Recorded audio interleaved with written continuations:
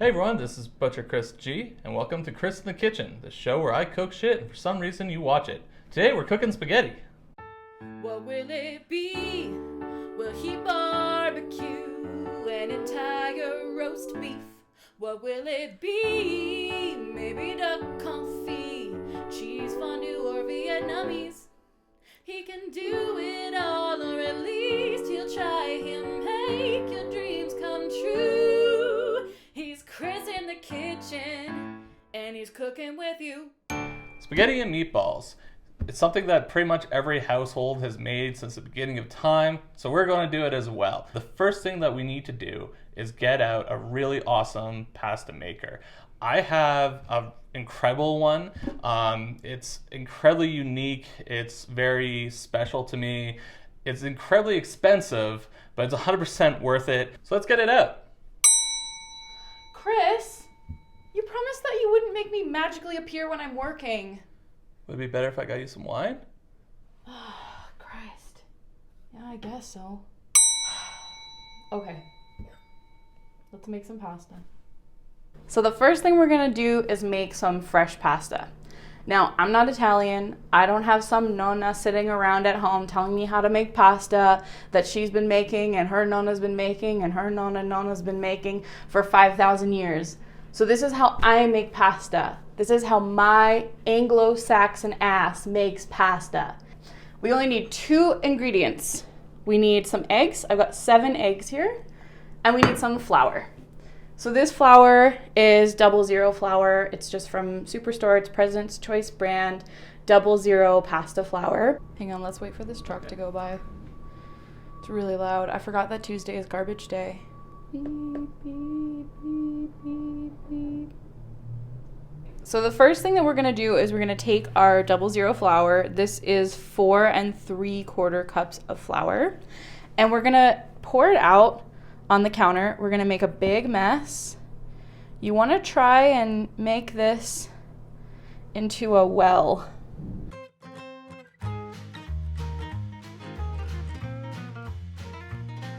Okay, so the next thing we're gonna do is we're just gonna crack our eggs into this well.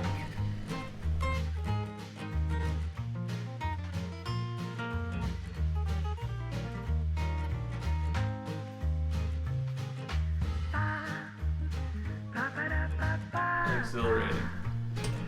Exceptional. I've got a fork here. We are going to just kind of beat up these eggs a little bit. And once the eggs are combined, sort of, we're gonna start to just incorporate some of this flour from the side of the well. And we're gonna whisk that in. Now, at some point, this whole well is just gonna come crashing down on us, and it's gonna make a big old mess. And that's okay. This is really messy process. You just have to go with it. It's happening. Volcano! Okay, so at this point, it's just a mess. It's kind of combining now. Now we're gonna get rid of our fork. Just gonna get messy. If you have flour that doesn't want to combine into the ball, don't try to force it. You want to knead it for about 20 minutes. As you can see right now, the dough is quite dry. What I'm gonna do is just every once in a while, I'm gonna turn on the faucet here. This is why I'm by the sink. I'm gonna wet my hands a bit and then come back to my dough. And just that water will work itself in. Wet your hands as many times as you think is necessary to get a good consistency. You want your ball of dough to be nice and shiny and smooth and well combined. So that's what we're looking for. We've kneaded our pasta dough for about 20 minutes. As you can see, it's a lovely, nice ball now. It's nice and smooth on the outside. So I've wrapped it in some saran wrap. And now this baby is gonna go in the fridge for about 30 minutes. You can leave it in for longer, but at least 30 minutes to cool down before we roll it out. So our pasta dough has been chilling in the fridge for about a half an hour. And we're gonna roll it out now. You will need a pasta roller. So if you don't have one, you gotta get one. That's it. You just have to get one. Okay, so the first thing we're gonna do, we're gonna take our ball of pasta dough. I'm gonna cut it up into quarters here, 4 pieces. I'm gonna start just with 1 piece. Now we're gonna flatten out this quarter, okay? And we're just gonna kind of try to form it into a bit of a rectangle if we can.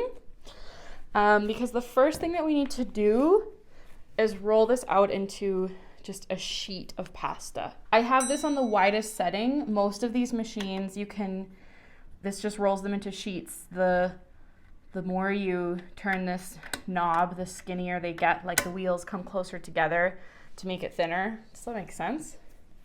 Okay, makes sense. So I have it on the widest setting, and this is the hard part. Oh, it's working for me today. We're just gonna feed this clump of pasta through this. This is on the widest setting first. What setting is it on? You're fired. See, it's not perfect, and that's okay. Nona's look away. So we'll feed it through the widest setting a couple of times. I'm having none of you today. I'm gonna make it a bit thinner, and we're gonna feed it through again.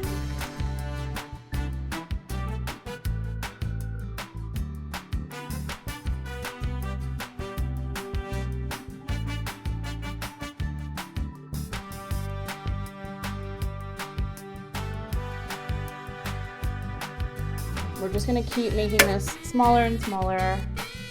I don't know the rest of the words. Oh! All right, this is it, the last setting, the thinnest one. Ooh. Nona's, look away! There we go. When your pasta sheets are thin enough, you should be able to kind of blow on them from underneath and make some ripples in the pasta.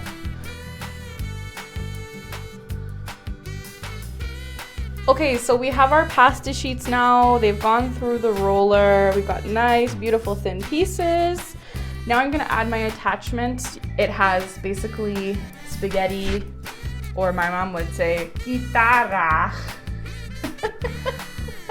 Shots fired on mom. According to my mother, this isn't spaghetti, it's chitarra because it's square. I'm not Italian. Make sure you have a cookie sheet with some parchment paper. I've also lightly floured it with the 00 flour. If you have a pasta drying rack and you wanna bring this through and then put it onto the drying rack, go ahead. So I'm gonna start with my first sheet here. I'm just going to attempt, make it start this one. Oh, there we go. There she goes. So we just roll it through.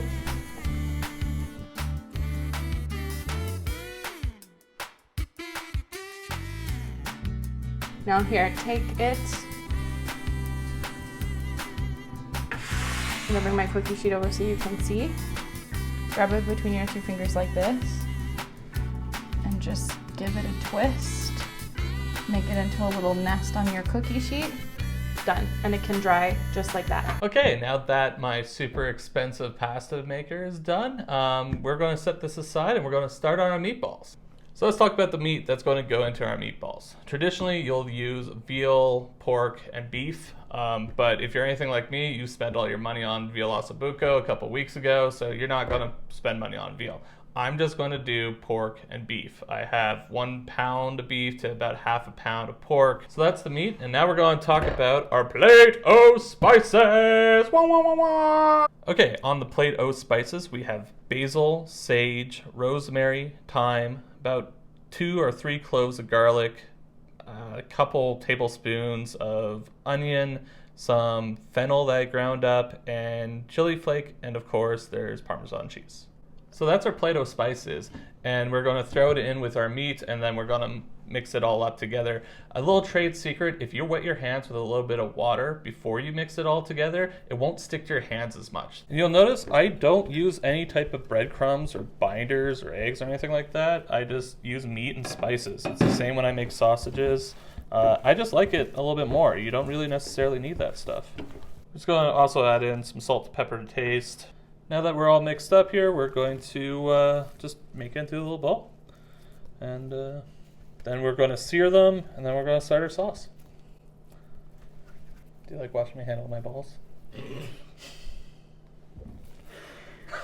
Oh no!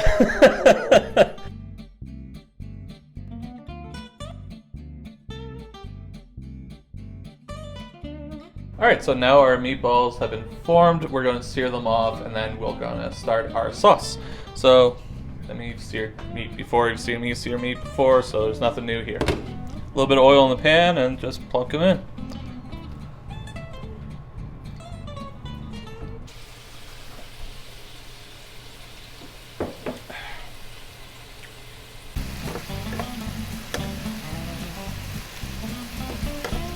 Now that these guys are pretty much browned up, we're going to take them out, and then we're going to start our tomato sauce, and then we just gotta make pasta when we're done.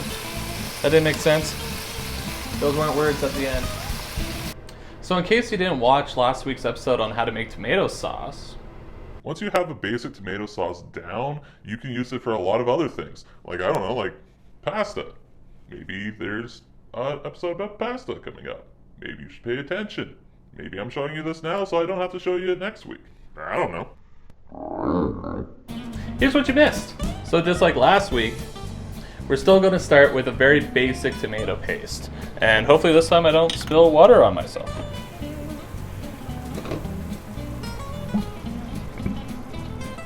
Then I fill half the container with water.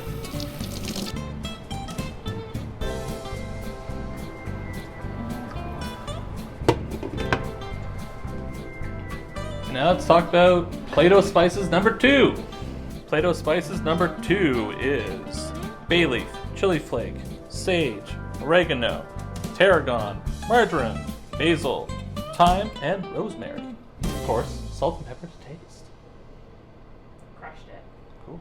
So we just throw that in, let it simmer for about a half hour. Then we're going to throw our meatballs back into it, let it cook for another 20 minutes. Donezo. So this has been simmering now for actually about 20 minutes or so. We're going to throw our meatballs in to finish it up. We're going to get some water boiling, going to make the pasta, and then we're done. It's over. It's awesome. Let's go.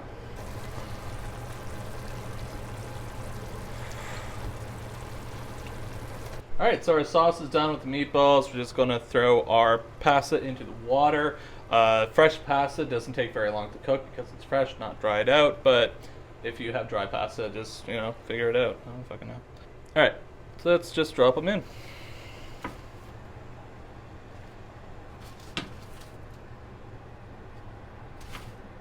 Cool. Oh shit. Might want to put the strainer into the place where the water's going to go, not all over the counter.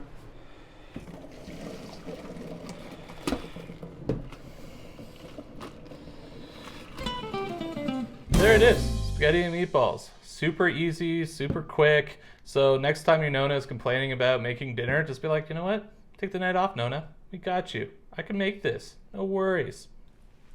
I don't know why we can't use knives with eating Italian food. That's just weird. Oh, fuck. You can use a knife. I asked to. For the meatballs. I thought you were just talking about pasta. Well, it's fucked up now.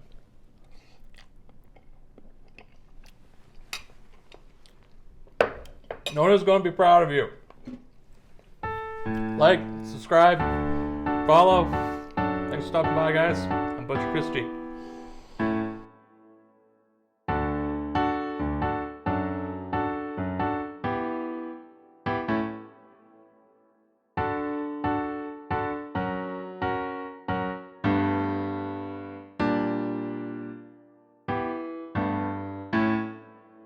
He's Chris in the kitchen, and he's cooking with you.